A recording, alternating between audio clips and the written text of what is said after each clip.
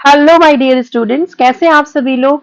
आज हम लोग पढ़ने वाले हैं बायोटेक्नोलॉजी प्रिंसिपल एंड प्रोसेस का एक बहुत इंपॉर्टेंट टॉपिक जो है amplification of gene of interest, जिसके लिए हम लोग यूज करने वाले हैं मेथड पीसीआर।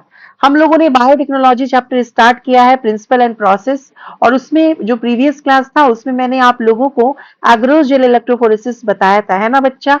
तो आप लोगों ने उस चीज को देखा होगा, वो लेक्चर मेरा देखा होगा। आज हम लोग 7th लेक्चर पे हैं बायोटेक्नोलॉजी प्रिंसिपल एंड प्रोसेस का, और इसमें हम लोग पढ़ने वाले हैं बहुत ही इंपॉर्टेंट टॉपिक, जिसपे बार बार 2 बार नीट में डायरेक्ट क्वेश्चन आया हुआ है ना। That is amplification of gene of interest. और उस कैसे हम लोग एम्प्लीफाई करते हैं, कैसे कई सारी कॉपीज बनाते हैं हम अपने जीन ऑफ इंटरेस्ट का, उस मेथड का नाम होता है पीसीआर। पीसीआर, अब उसका फुल फॉर्म क्या है पहले तो आपको ये पता होना चाहिए। PCR stands for polymerase chain reaction.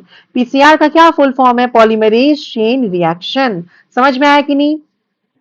अगर आपको एक सिंपल लैंग्वेज में समझना है कि व्हाट एक्चुअली इज पीसीआर, तो हम लोग बोल सकते हैं कि PCR is DNA replication in vitro. PCR क्या है? It is DNA replication. DNA की हम कॉपी बना रहे हैं। कहां पर कॉपी बना रहे हैं हम लोग डीएनए की? इन विट्रो यानी लैबोरेटरी। लैबोरेटरी में, है ना। आपका यू कैन से एक इंस्ट्रूमेंट होता है जिसको एफएन ड्रॉफ बोलते हैं। इस प्रकार का एक इंस्ट्रूमेंट होता है, एपेनडॉर्फ ट्यूब बोलते हैं इसको, है ना। उसी के अंदर क्या करते हैं हम लोग? अपने जीन ऑफ इंटरेस्ट के कई सारे कॉपीज बनाते हैं। Is this clear? इसमें बेसिकली 3 स्टेप्स होता है। पीसीआर में 3 स्टेप्स होता है जो हम लोग अभी बारी बारी पढ़ेंगे, लेकिन उन तीनों स्टेप को हम एक एक ही साथ करते हैं, ठीक है। जो पीसीआर की मशीन है उसमें हम लोग एक ही बार में अपना जो यू कैन से जो भी चीजें हैं, जो इंग्रेडिएंट्स हैं, वो डाल देते हैं। और एक ही बार ये जो इपेंडॉफ ट्यूब्स है उसमें क्या होता है, बेसिकली हमारा जो प्रोडक्ट है वो बन जाता है। जो हमारा जीन ऑफ इंटरेस्ट है उसकी कई सारी कॉपीज बन जाती हैं। बस हम लोगों को टाइम टू टाइम क्या करना होता है? टेम्परेचर रेगुलेट करना होता है, टेम्परेचर को चेंज करना होता है। उसके अलावा हमें कुछ नहीं करना होता है। समझ में आया कि नहीं? तो पीसीआर एक ऐसा टेक्निक है जिसमें हम लोग अपने जीन ऑफ इंटरेस्ट के पर्टिकुलर सेगमेंट को, या किसी पर्टिकुलर डीन के सॉरी किसी पर्टिकुलर डीएनए के किसी पर्टिकुलर सेगमेंट को हम एम्पलीफाई कर सकते हैं। एम्पलीफाई करने का मतलब होता है कई सारे कॉपीज बनाना, है ना। ये कई सारे काम में यूज हो सकता है। जैसे मान लो कि एग्जांपल मैं आपको देती हूँ। जैसे मान लो एक क्राइम हुआ, किसी ने किसी का मर्डर कर दिया, लेकिन जिस जगह पर जब हम लोग पहुंचे, जब पुलिस पहुंचा वहां पर इन्वेस्टिगेशन करने के लिए, तो जिस जगह पर इन्वेस्टिगेशन हो रहा था वहां पर जो ब्लड का सैंपल मिला उसका अमाउंट बहुत कम था। ब्लड का सैंपल इतना कम अमाउंट में था कि उसको हम लोग डीएनए फिंगरप्रिंटिंग के लिए नहीं भेज सकते थे। तो अब उस ब्लड के सैंपल का, है ना, एम्प्लीफिकेशन कर हम लोग कैसे कर सकते हैं? पीसीआर से। तो पहले हम लोग पीसीआर से उस ब्लड के सैंपल का कई सारा कॉपीज बना सकते हैं, और उसके बाद हम डीएनए फिंगरप्रिंटिंग के लिए उसको भेज सकते हैं। समझ में आया? तो जो पीसीआर है वो कई सारे काम का है ना। अगर कैंसर पेशेंट है, कैंसर पेशेंट्स में अर्ली डायग्नोसिस, है ना, early diagnosis of cancer patient में पीसीआर का इस्तेमाल कर सकते हैं। एड्स के पेशेंट्स में जो एचआईवी वायरस है उसको यू कैन से डायग्नोस करने के लिए हम पीसीआर यूज कर सकते हैं। तो ये सब अदर यूजेस हैं किसका? पीसीआर का। तो पीसीआर का जो सबसे मेन काम है वो क्या है? एम्प्लीफिकेशन, यानी कि जीन ऑफ इंटरेस्ट जो है हमारा, उसकी कई सारी कॉपीज बनाना। देखिए अभी हम लोग पहले स्टेप्स पढ़ चुके हैं ना। जो बच्चे नए हैं उनको ये चीज पता होगा, और जो बच्चे नए हैं उनको तो नहीं पता होगा, वो मेरे प्रीवियस लेक्चर देखेंगे। लेकिन जो बच्चे मेरे साथ शुरू से जुड़े हुए हैं उनको पता है कि हम लोगों ने बेसिकली अपना जीन ऑफ इंटरेस्ट जो है उसको सेपरेट कर लिया। कौन से प्रोसेस से सेपरेट किया? एग्रोस जेल इलेक्ट्रोफोरेसिस से सेपरेट किया। एज, जिसका हम लोग प्रोसीजर प्रीवियस क्लास में पढ़े थे, है ना। देखो एग्रोस जेल इलेक्ट्रोफोरेसिस मैंने पढ़ाया था। अब जब हम लोग जीन ऑफ इंटरेस्ट हमारा मिल गया, जैसे मान लो ये हमारा जीन ऑफ इंटरेस्ट था जो कि एग्रोस जेल इलेक्ट्रोफोरेसिस से मिल गया, तो क्या अब इस जीन ऑफ इंटरेस्ट को हम तुरंत वेक्टर डीएनए के साथ लाइगेट करके रिकॉम्बिनेंट डीएनए बनाने लगेंगे? हम ऐसा नहीं करेंगे, क्योंकि ये जो प्रोसेस होता है ना रिकॉम्बिनेंट डीएनए बनाने का, ये एक हिट एंड ट्रायल मेथड है। इसमें फेल होने के चांसेस बहुत ज्यादा होते हैं, बहुत हाई होते हैं। इसीलिए क्या करेंगे? हम इस डिजायरेबल जीन के कई सारे कॉपीज बना के रख लेंगे।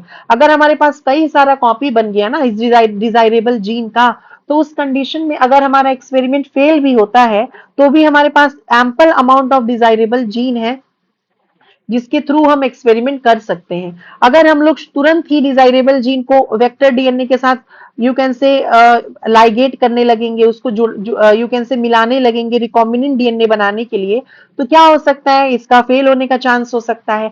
और हमें फिर से फर्स्ट स्टेप से शुरू करना पड़ेगा बायोटेक्नोलॉजी के।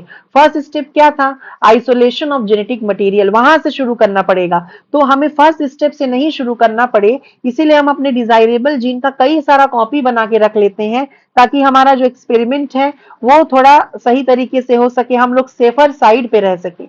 समझ में आ रहा है कि नहीं आ रहा है? तो why we are actually amplifying our gene of interest, are you understanding और नॉट अंडरस्टैंडिंग?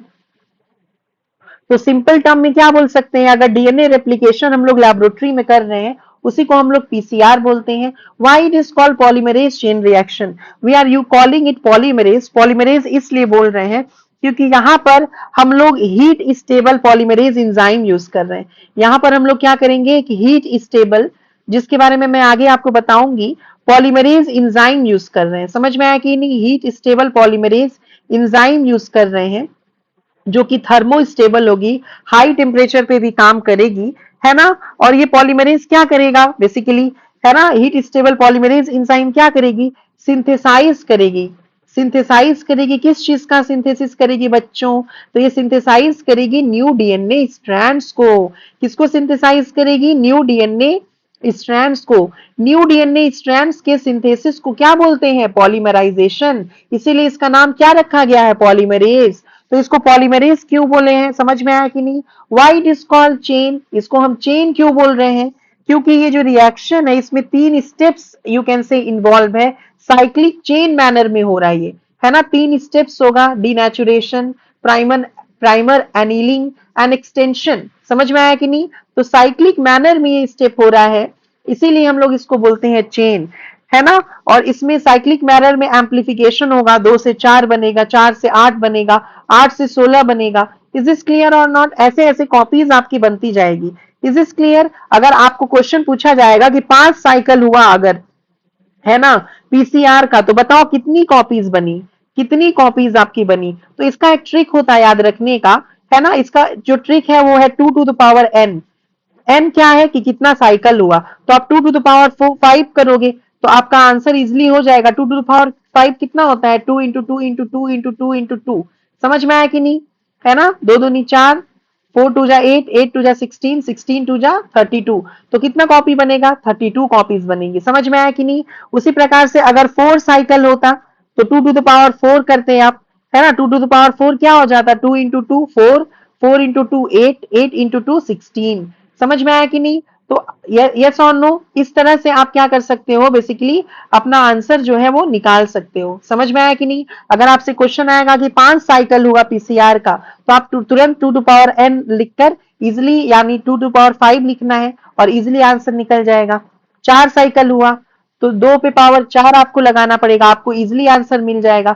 बेसिकली 30 साइकिल अगर होता है ना पीसीआर का, तो आपको अप्रोक्सीमेटली 1 बिलियन कॉपीज मिल सकती हैं। कितनी कॉपी मिल सकती है बच्चों, 30 साइकिल में 1 बिलियन कॉपीज मिल सकती हैं। इज दिस क्लियर और not, is this clear.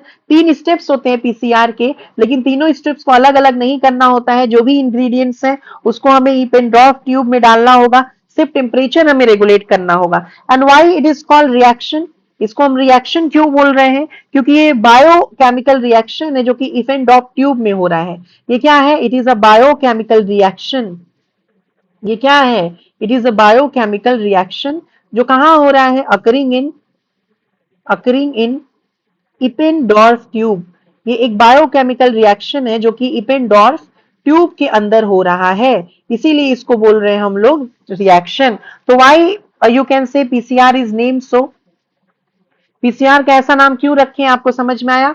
Polymerase क्यों बोल रहे हैं बच्चों, क्योंकि यहाँ पे पॉलीमराइजेशन हो रहा है ना, न्यू डीएनए स्ट्रैंड की सिंथेसिस हो रही है। इसको चेन क्यों बोल रहे हैं, क्योंकि साइक्लिक मैनर में चल रहा है।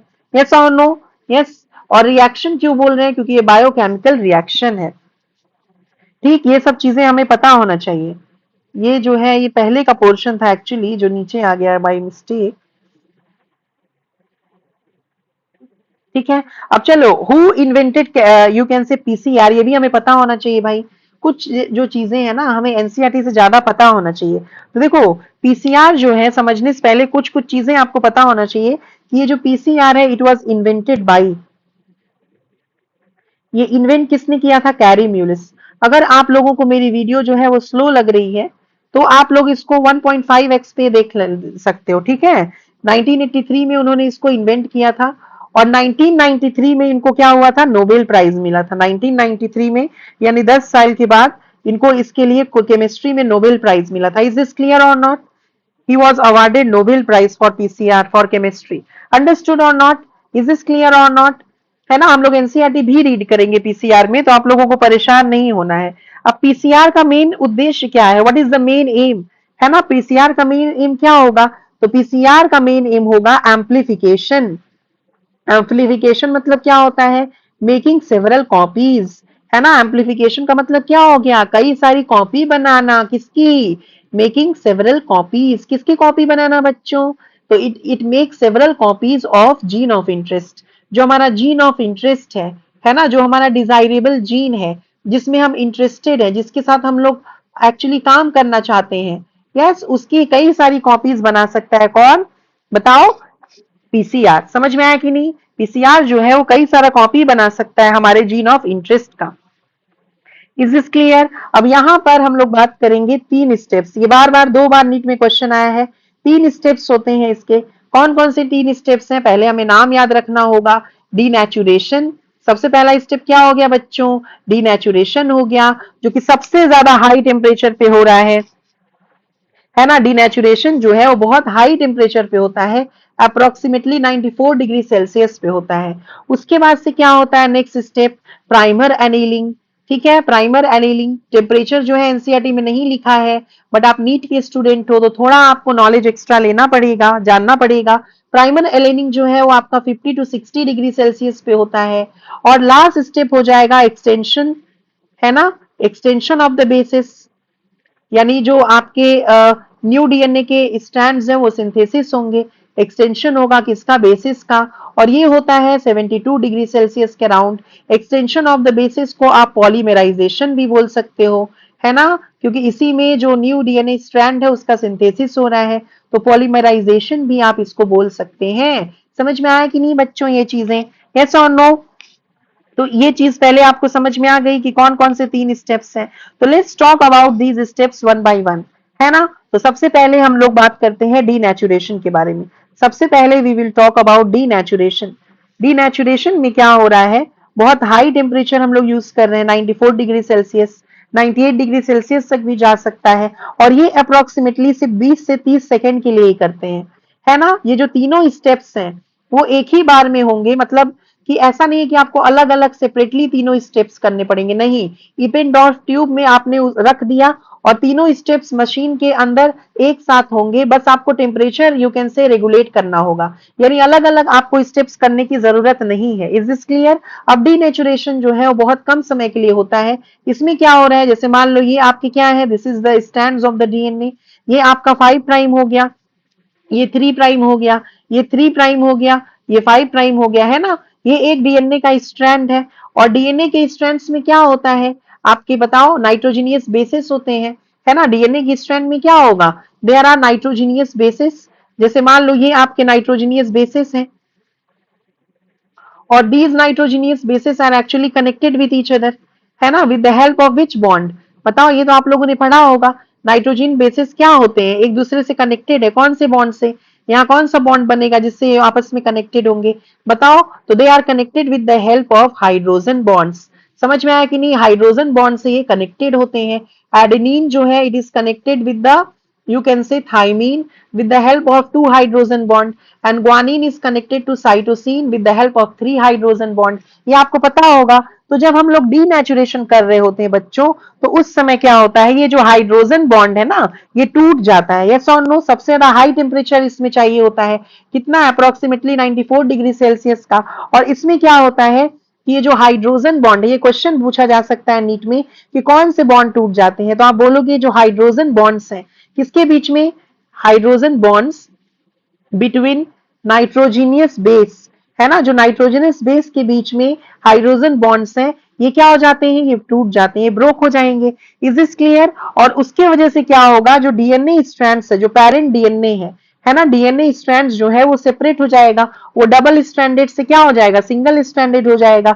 जब आप नॉर्मल रेप्लिकेशन पढ़ते हो तो भी आप पढ़ते हो ना कि जो डीएनए स्ट्रैंड्स हैं उसको हमें खोलना पड़ता है ना, यस और नो, रेप्लिकेशन फॉर्क वगैरह के बारे में आप पढ़ते हो कि नहीं पढ़ते हो? तो उस समय आपका ये जो डीएनए का स्ट्रैंड ये कैसा हो गया डीनेचुरेशन के रिजल्ट में, ये क्या हो गया आपका, अलग अलग हो गया, है ना, ये क्या हो गया, ये आपके डीएनए स्ट्रैंड जो है वो अलग अलग हो गए, सेपरेट हो गए, है ना, ये आपके क्या हो गए, सेपरेट हो गए। ये एक पेरेंट स्टैंड है, ठीक है, ये क्या है, this is the parental stand and this is also the parental stand, ये भी क्या है, आपका पेरेंट का स्टैंड है, यस और नो। अब ये दोनों जो डीएनए के स्ट्रैंड्स हैं वो आपके क्या हो गए, ये आपके सेपरेट हो चुके हैं, समझ में आया कि नहीं, इज दिस क्लियर और नॉट? तो पेरेंटल स्ट्रैंड्स जो है आपके सेपरेट हो चुके हैं। अब जो सेकेंड स्टेप है उसमें हम लोग क्या ऐड करने वाले हैं, प्राइमर ऐड करने वाले हैं, प्राइमर एनीलिंग। अब उसके पहले आपको समझना होगा कि प्राइमर क्या होते हैं बेसिकली।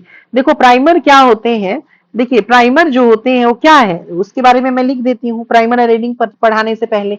देखो बच्चों, जो प्राइमर है ना, प्राइमर प्राइमर जो होते हैं वो छोटे से स्मॉल, है ना, केमिकली सिंथेसाइज्ड, आप बाहर से उसको सिंथेसाइज करते हो केमिकली और इजिली मिल जाते हैं वो, सिंथेसाइज्ड ऑलिगो न्यूक्लियोटाइड्स होते हैं, समझ में आया कि नहीं, ऑलिगो न्यूक्लियोटाइड्स होते हैं, समझ में आया कि नहीं, प्राइमर्स जो होते हैं वो ऑलिगो न्यूक्लियोटाइड्स होते हैं बेसिकली, ठीक, ऑलिगो न्यूक्लियोटाइड्स मतलब फ्यूअर यू कैन से न्यूक्लियोटाइड के बने होंगे, उसी को हम लोग बोल रहे होते हैं oligo nucleotide. Is this clear और नॉट? तो प्राइमर जो होते हैं वो ऑलिगो न्यूक्लियोटाइड्स होते हैं और वो कंप्लीमेंट्री होंगे, दैट आर कंप्लीमेंट्री, किससे कंप्लीमेंट्री होंगे, बताओ ये किससे कंप्लीमेंट्री होंगे, बताइए आप किससे कंप्लीमेंट्री होंगे, बोलो, कोई कमेंट बॉक्स में लिख के मुझे बता सकता है कि ये जो प्राइमर्स होंगे वो किससे कंप्लीमेंट्री होंगे? ऑब्वियसली जो पेरेंट डीएनए है उसके रीजन से, to the regions of to the regions of parent DNA के रीजन से क्या होंगे, ये कंप्लीमेंट्री होंगे, यस और नो, समझ में आया कि नहीं आया? तो ये, और ये किधर लग रहा है प्राइमर, हम लोग किधर अटैच कर रहे हैं, प्राइमर जो है वो हम लोग अटैच कर रहे हैं 3 प्राइम एंड के पास, यहाँ पे ये जो 3 प्राइम एंड है ना, इस साइड यहाँ पे प्राइमर अटेंड यू कैन से अटैच करेंगे, प्राइमर हम लोग कहाँ अटैच करेंगे, तो जो 3 प्राइम एंड है ना वहां पे हम लोग प्राइमर जो है उसको अटैच करेंगे। इज दिस क्लियर और नॉट क्लियर? समझ में आ रहा है कि नहीं आ रहा है? और यहाँ पे अगर हम लोग 3 प्राइम पे क्यों अटैच कर रहे हैं प्राइमर को, बताओ, कोई बता सकता है कि why we are attaching the primer at the 3 prime end, क्यों हम लोग 3 प्राइम एंड पे अटैच कर रहे हैं प्राइमर को, क्यों? क्योंकि जो डीएनए पॉलीमराइजेशन है वो 5 प्राइम टू 3 प्राइम डायरेक्शन होता है। डीएनए पॉलीमराइजेशन किस डायरेक्शन में होता है, डीएनए पॉलीमरेज जो है वो न्यूक्लियोटाइड्स को किस डायरेक्शन में ऐड करता है, तो 5 प्राइम टू 3 प्राइम डायरेक्शन में ऐड करता है, यस और नो? तो इसीलिए जो प्राइमर्स हैं, ये जो प्राइमर्स है उसको हम किस डायरेक्शन में ऐड कर रहे हैं, कहां पे ये प्राइमर ऐड कर रहे होते हैं, 3 प्राइम एंड के पास ऐड कर रहे होते हैं, समझ में आया कि नहीं? तो ये जो प्राइमर्स होते हैं यहां पर हम लोग लिख सकते हैं कि they are you can say attached to 3 prime region of DNA. क्यों 3 प्राइम रीजन ऑफ डीएनए पे हम लोग अटैच कर रहे हैं प्राइमर को, बताइए, यस और no? Because DNA polymerization, DNA का जो स्ट्रैंड्स है, डीएनए पॉलीमराइजेशन जो है, डीएनए पॉलीमराइजेशन, ठीक है, वो क्या हो रहा है, इट अकर्स, ये सब क्वेश्चन आएगा in 5 prime to 3 prime direction, question आएगा आपका असर्शन एंड रीजन में आ सकता है, समझ में आया? क्वेश्चन क्या आएगा कि 2 sets of primers are used in PCR, है ना, forward primer and reverse primer, 2 sets of primers are used in PCR, ठीक है, and they are attached to 3 prime region of the DNA and answer, ये assertion का topic हो गया, और reason में लिखा होगा कि DNA polymerization occurs in 5 prime to 3 prime direction. तो आप क्या आंसर दोगे, बताओ बच्चों? आप बोलोगे कि yes, both the assertion and reason are correct and reason is the correct explanation of assertion. समझ में आ रहा है कि नहीं? क्यों हम लोग 3 प्राइम रीजन ऑफ डीएनए से अटैच कर रहे होते हैं प्राइमर को, क्योंकि जो डीएनए का पॉलीमराइजेशन है वो 5 प्राइम टू 3 प्राइम डायरेक्शन में हो रहा है। और कितना सेट ऑफ प्राइमर हम यूज कर रहे हैं, 2 set of primer, forward primer and reverse primer हम लोग यूज कर रहे हैं। समझ में आ रहा है कि नहीं यहाँ पर, इज दिस क्लियर? और 3 प्राइम एंड जो है इस साइड वाला, इसको हम जनरली फ्री रखते हैं, फ्री OH रखते हैं, फ्री 3 प्राइम OH हम लोग बेसिकली रखते हैं, ताकि जो आपके न्यूक्लियोटाइड्स हैं यहाँ पे इजिली अटैच हो सके। समझ में आया? तो इस स्टेप को मैं फिर से यहाँ पे दिखाना चाहूंगी आप लोगों के लिए। देखिए, ये डीनेचुरेशन के समय जो आपके डीएनए के स्ट्रैंड्स वो क्या हो गए थे, बताओ? डीनेचुरेशन के समय वो सेपरेट हो गए थे। ये 5 प्राइम था, ये 3 प्राइम था, ये 3 प्राइम था, ये 5 प्राइम था। जैसे मान लो अगर यहाँ पे डीएनए की स्ट्रैंड है ATGC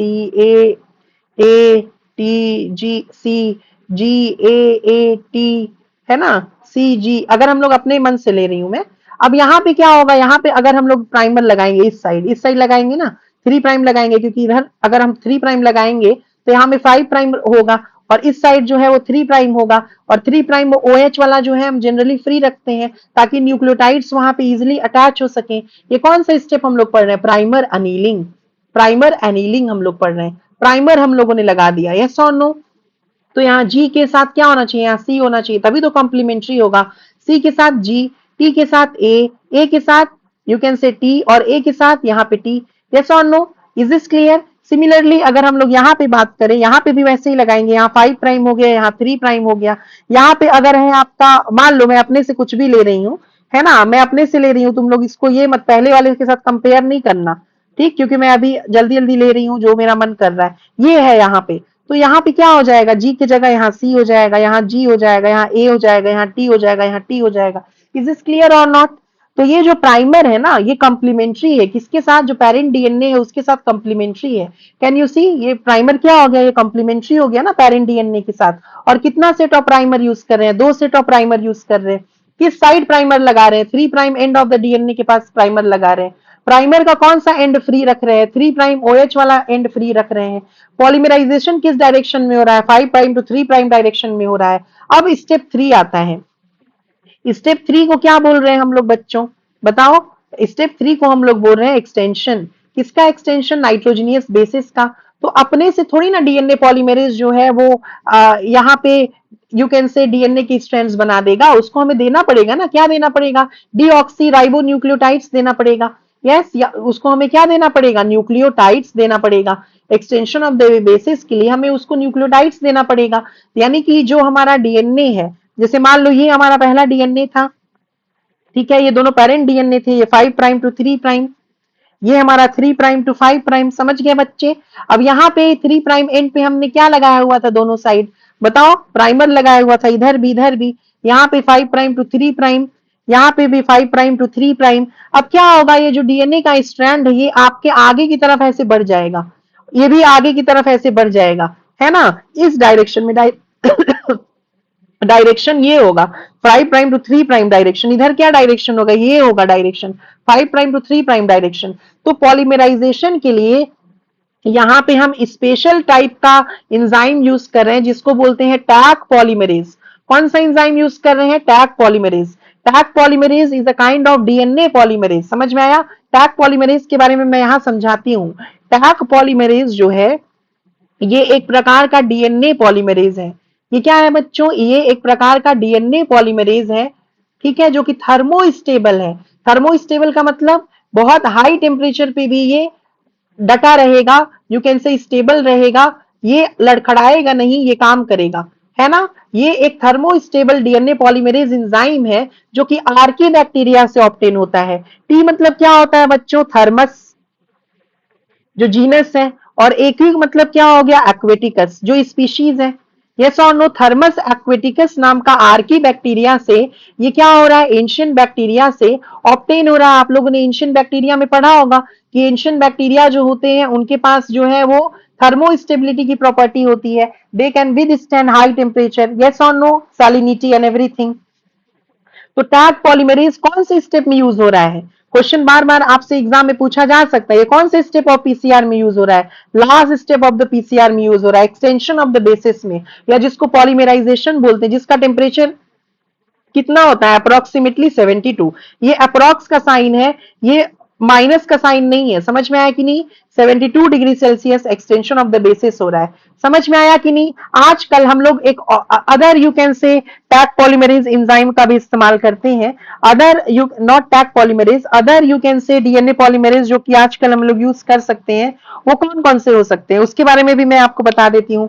अदर डीएनए पॉलीमरेजेज, ये आउट ऑफ एनसीईआरटी है, ठीक है बच्चों, लेकिन ये मे बी आप थोड़ा एनसीईआरटी और यू कैन से नीट का प्रिपरेशन कर रहे हो, थोड़ा एक्स्ट्रा नॉलेज रखना बहुत जरूरी है बच्चों। तो एक इंजाइम हम लोग यूज कर सकते हैं पीएफयू पॉलीमरेज।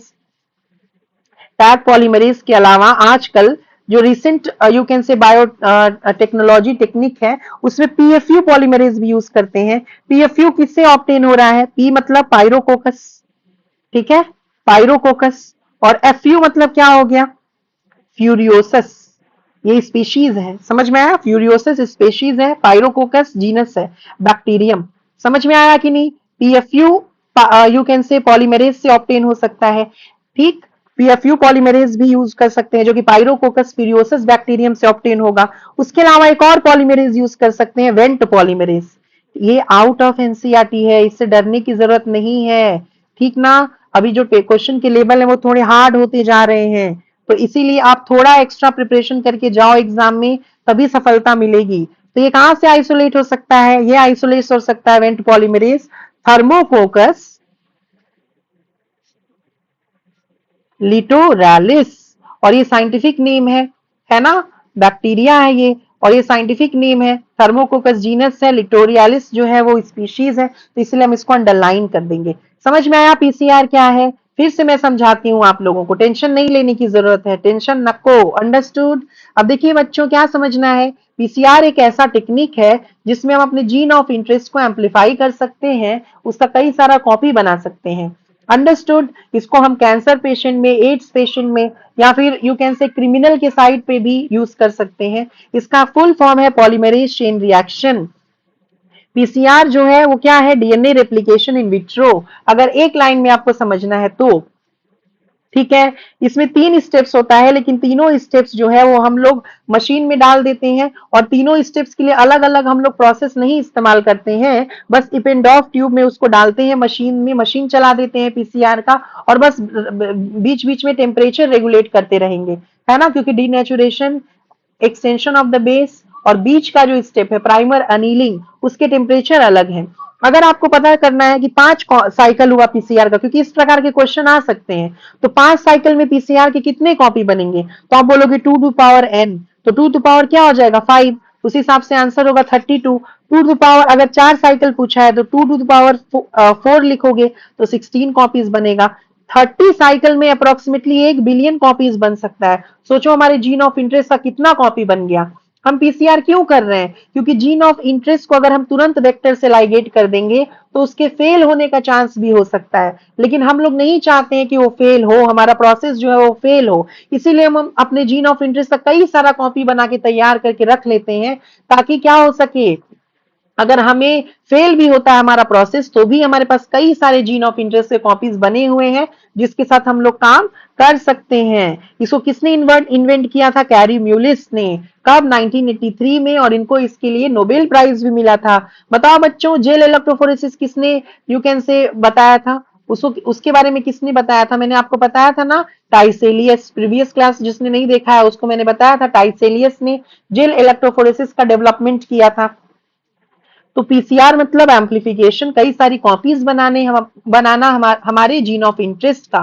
3 स्टेप्स कौन है, उसके टेम्परेचर क्या है याद रखना है, पहला डीनेचुरेशन, दूसरा प्राइमर एनीलिंग, तीसरा एनीलिंग मतलब जोड़ना, किसको जोड़ना, प्राइमर को। प्राइमर क्या है, oligosaccharide, not saccharide sorry, oligo nucleotide है, यस और नो, जो कंप्लीमेंट्री है, किससे कंप्लीमेंट्री है, पेरेंट डीएनए से। और लास्ट स्टेप क्या होगा बच्चों, एक्सटेंशन बेसिस का, या फिर न्यू डीएनए स्ट्रैंड्स का सिंथेसिस। डीनेचुरेशन में कौन सा बॉन्ड टूटेगा, हाइड्रोजन बॉन्ड टूटेगा, किसके बीच में है ये बॉन्ड, बेसिस के बीच में है ये बॉन्ड, है ना, नाइट्रोजन बेसिस के बीच में है बॉन्ड। उसके बाद से डीनेचुरेशन जब हो गया तो उसके बाद से क्या होगा, हम लोग प्राइमर अनीलिंग करेंगे, प्राइमर लगा देंगे। प्राइमर क्या होता है, ऑलिगो न्यूक्लियोटाइड होता है, किस साइड लगाते हैं, 3 prime stand of the parent के पास लगाएंगे। क्यों? क्योंकि क्योंकि जो डीएनए पॉलीमराइजेशन है वो 5 प्राइम टू 3 प्राइम डायरेक्शन में होता है, इसीलिए जो प्राइमर है वो 3 प्राइम एंड के पास लगाएंगे। और ठीक है, और प्राइमर का जो 3 प्राइम एंड है OH वाला, उसको हम फ्री रखेंगे ताकि बेसिस जो है वो आपके जुड़ सकें। उसके बाद थर्ड स्टेप आता है आपका एक्सटेंशन ऑफ द बेसिस, जिसमें टेम्परेचर कितना रखते हैं, 72 डिग्री सेल्सियस, जिसमें हम न्यूक्लियोटाइड्स देते हैं। और न्यूक्लियोटाइड देने से क्या होता है, प्राइमर जो है वो 5 प्राइम टू 3 डायरेक्शन में क्या करता है, ऑलिगो न्यूक्लियोटाइड्स को ऐड करने लगता है। और देखिए एक स्ट्रैंड से कितना स्ट्रैंड बन गया, एक स्ट्रैंड ये और एक स्ट्रैंड ये, कितना स्ट्रैंड बन गया, एक डीएनए से 2 स्ट्रैंड बन गया ना। यस और नो, इज दिस क्लियर और नॉट? यहाँ पे कितनी कॉपी बन गई डीएनए की, 2 कॉपी बन गई। Is this clear? अब यहाँ पे टैग पॉलीमरेज एंजाइम कौन से स्टेप में यूज करते हैं, एक्सटेंशन स्टेप में यूज करते हैं। टैग पॉलीमरेज क्या है, ये थर्मोस्टेबल डीएनए पॉलीमरेज एंजाइम है। टैग पॉलीमरेज का सोर्स क्या है, आर्की बैक्टीरिया है। कौन सा बैक्टीरिया है, थर्मस एक्वेटिकस बैक्टीरिया है। क्या और कोई सोर्स है डीएनए पॉलीमरेज का, आप बोलोगे हाँ। और कौन सा सोर्स है, पीएफयू पॉलीमरेज। ये पीएफयू पॉलीमरेज क्या है, डीएनए पॉलीमरेज है। ये कहां से आया, पायरोकोकस फ्यूरियोसिस बैक्टीरियम से आया। और कोई डीएनए पॉलीमरेज यूज कर सकते हैं, आप बोलोगे हाँ, वेंट पॉलीमरेज। ये कहां से आया, थर्मोकोकस लिक्टोरालिस बैक्टीरियम से आया। जो बच्चे इसको नहीं याद रखना चाहते हैं कोई बात नहीं, है ना, आप टैग पॉलीमरेज तक भी याद रखोगे तो भी काम चल जाएगा। Is this clear? अगर 5 साइकिल हुआ पीसीआर का तो कितनी कॉपी, तो 2 टू पावर n। अगर 10 कॉपी हुआ तो कितनी कॉपी, अरे 10 साइकिल हुआ पीसीआर का तो कितनी कॉपी, तो 2 टू पावर 10। अगर 8 साइकिल हुआ पीसीआर का तो कितनी कॉपी, 2 टू पावर 8। उससे आप निकाल सकते हो। ठीक है, समझ में आया? मेरे लेक्चर में आपको कोई भी चीज छूटेगा नहीं, क्वेश्चन समझ में आया कि नहीं? क्योंकि मैं लेक्चर इंटरटेन करने के लिए नहीं बना रही हूँ, आपके सिलेक्शन के लिए बना रही हूँ, ये चीज समझ लीजिएगा आप। अब देखो यहाँ पे amplification of gene of interest using PCR, that is polymerase chain reaction. PCR stands for polymerase chain reaction. हर बार जब मैं कभी भी टॉपिक खत्म कर रही हूँ, हर बार मैं एनसीईआरटी रीड कर रही हूँ। देखो जो लोगों को नहीं पता है, मेरे प्रीवियस लेक्चर देखिए, एक एक वर्ड मैं एनसीईआरटी का क्लियर कर रही हूँ। PCR stands for polymerase chain reaction. In this reaction, multiple copies of the gene or DNA of interest is synthesized in vitro यानी in laboratory using 2 sets of primer। देखो 2 sets of primer मैंने बताया, forward and reverse small chemically synthesized oligonucleotides that are complementary to the region of DNA is called primer। बता दिया आपको। And the enzyme DNA polymerase, कौन सा DNA polymerase use कर रहे हैं, टैग पॉलीमरेज। यस और नो, कौन सा डीएनए पॉलीमरेज यूज कर रहे हैं, tag polymerase. The enzyme x tends the primer. Yes, enzyme कौन से स्टेप में यूज कर रहे हैं, टैग पॉलीमरेज किस स्टेप में यूज कर रहे हैं, एक्सटेंशन ऑफ द बेसिस में। तो एक्सटेंड कर रहा है प्राइमर को यूजिंग द न्यूक्लियोटाइड्स। न्यूक्लियोटाइड्स हमें देना पड़ेगा, उसको यूज करके वो आगे की तरफ एक्सटेंड करेगी। Provided in the reaction, yes nucleotide देना पड़ेगा, and the genomic DNA as template. If the process of replication of DNA is repeated many times, the segment of DNA can be amplified to approximately billion times, यानी 1 billion copies are made in approximately 30 cycle। जैसा कि मैंने आपको बताया, such repeated amplification is achieved by the use of thermostable DNA polymerase isolated from a bacterium Thermus aquaticus। नाम क्या है, tag polymerase, which remain active during the high temperature, है ना। एक्सटेंशन ऑफ द बेसिस किस temperature पे हो रहा है, 72 डिग्री सेल्सियस। उस पे भी ये जो आपका पॉलीमरेज है ये आपका एक्टिव रहता है, विदस्टैंड करता है। induce denaturation of double stranded DNA। The amplified fragment, if desired, can now be used to ligate with the vector। अब जब हमें एम्प्लीफिकेशन मिल गया, जीन ऑफ इंटरेस्ट की कई सारी कॉपीज मिल गई, तो अब हम उसको वेक्टर के साथ लाइगेट कर सकते हैं। और जब हमारा जीन ऑफ इंटरेस्ट वेक्टर के साथ लाइगेट करेगा तभी बनेगा हमारा क्या, रिकॉम्बिनेंट डीएनए, है कि नहीं, रिकॉम्बिनेंट डीएनए बनेगा। और लाइगेशन के लिए कौन सा एंजाइम यूज करेंगे, डीएनए लाइगेज। डीएनए लाइगेज कौन सा बॉन्ड बनाता है, phosphodiester bond for further cloning. Any doubt और नॉट, टेल मी। देखिए यहाँ पे ये देखो, ये आपका जो बनाया हुआ है, ये जो है यहां से यहां तक जो रीजन है, इसी को हमें एम्पलीफाई करना है। पूरा डीएनए को हम यहाँ एम्पलीफाई नहीं करना चाहते हैं। This is the reason that we actually want to amplify. तो सबसे पहले हम हीट करेंगे, डीनेचुरेशन करेंगे। सबसे हाईएस्ट टेम्परेचर क्वेश्चन आएगा इन तीनों में किसमें होता है, इन तीनों में सबसे हाईएस्ट टेम्परेचर किसमें है, डीनेचुरेशन में। ये 90 से 94 डिग्री सेल्सियस तक हो सकता है, या कभी कभी इससे ज्यादा भी हो सकता है। यहाँ देखो डबल स्ट्रैंडेड डीएनए जो है वो टूट गया, सिंगल स्ट्रैंडेड डीएनए में कौन सा बॉन्ड डीनेचुरेशन में टूटेगा, ये क्वेश्चन आएगा तो हाइड्रोजन बॉन्ड लिखोगे। फिर प्राइमर एंड लीलिंग होगा, प्राइमर किस साइड जोड़ेंगे, 3 प्राइम एंड के पास जोड़ रहे हैं, देखो 3 प्राइम एंड के पास, और 3 प्राइम एंड जो प्राइमर का है OH जिस साइड है उसको फ्री रखेंगे ताकि नए न्यूक्लियोटाइड्स इधर जोड़ सकें। क्यों 3 प्राइम एंड के पास हम लोग जोड़ रहे हैं प्राइमर को, है ना, पेरेंट डीएनए के 3 प्राइम एंड के पास क्यों जोड़ रहे हैं, क्योंकि DNA polymerization is occurring from 5 prime to 3 prime direction, yes और नो, इसीलिए हम इसे 3 प्राइम एंड के पास जोड़ रहे हैं। बहुत इंपॉर्टेंट है, क्वेश्चन आएगा। समझ में आया बच्चों, समझ में आया, मैं बहुत बारीकी से आपको चीजें बता रही हूँ। तो देखो 3 प्राइम एंड के पास हमने प्राइमर जोड़ा है, यस, और यहाँ पे ये रीजन तो एम्पलीफाई नहीं करना है, यहाँ से रीजन एम्पलीफाई करना है, इसलिए यहाँ पे जोड़ा है। आर यू अंडरस्टैंडिंग, देखो यहाँ पे एम्पलीफाई करना है तो यहाँ पे जोड़ा है प्राइमर, यहाँ पे एम्पलीफाई करना है इसलिए यहाँ पे जोड़ा है प्राइमर। अब देखो डीएनए पॉलीमरेज या टैग पॉलीमरेज और डीऑक्सी न्यूक्लियोटाइड्स आपने दिया तो क्या हो गया, फिर एक्सटेंशन हुआ। टैग पॉलीमरेज कौन से स्टेप में यूज हुआ, एक्सटेंशन में। किस डिग्री सेल्सियस पे होता है, 72। सबसे highest temperature denaturation, second highest temperature extension, और अनिलिंग के लिए टेम्परेचर 50 टू 60 डिग्री सेल्सियस, इन तीनों में सबसे कम, यस और नो। अब देखो यहाँ पे एक जो आपका पेरेंट डीएनए था, एक से क्या हो गया, यहाँ पे एक से क्या हो गया, देखिए 2 स्ट्रैंड्स बन गया ना, 2 स्ट्रैंड्स बन गया, यहाँ पे 2 स्ट्रैंड्स बन गया।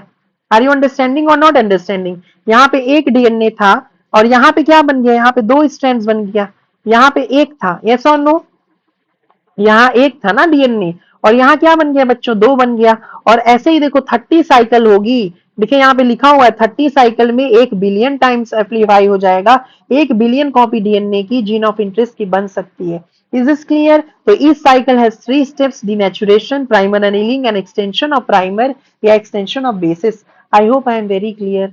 मैं बहुत मेहनत करके आप लोगों के लिए अपने जॉब से टाइम ले लेके लेक्चर्स बना रही हूँ, ठीक है। मैं ऑलरेडी किसी कोचिंग इंस्टीट्यूट में काम कर रही हूँ, उसके अलावा भी मैं आप लोगों के लिए वीडियो बना रही हूँ। तो अगर आपको पसंद आता है तो प्लीज कमेंट बॉक्स में लिखिए, और जितना हो सके मेरे वीडियो को अपने फ्रेंड्स के साथ शेयर करिए, लाइक करिए, सब्सक्राइब करिए, ताकि मेरे चैनल का रीच बढ़ सके। मेरा एम है कि मैं बहुत सारे बच्चों तक पहुंच सकूं और अपने नॉलेज को स्प्रेड कर सकूं, ठीक है। तो नेक्स्ट वीडियो में बच्चों मिलते हैं, है ना। Thank you so much for watching.